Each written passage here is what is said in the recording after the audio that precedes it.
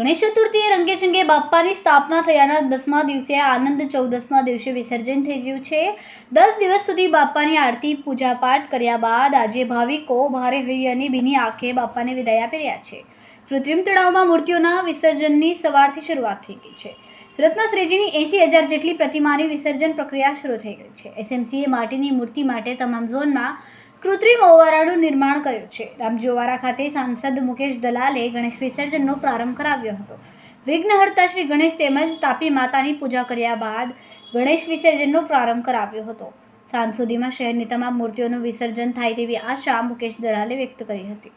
રામજીઓવારા ખાતે ગણેશજીની પ્રતિમાનું વિસર્જન પૂર્વ મેયર હેમાલી બોઘવાલા અને સાંસદ મુકેશ દલાલે કર્યું હતું।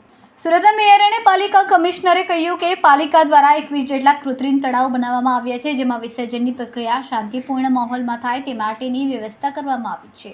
આજે વડાપ્રધાન નરેન્દ્ર મોદીના જન્મદિવસે સ્વચ્છતા હી સેવા અભિયાનની શરૂઆત થઈ છે। કર્મચારીઓને સન્માનિત કરીને કાર્યક્રમ ખુલ્લો મુકાયો છે।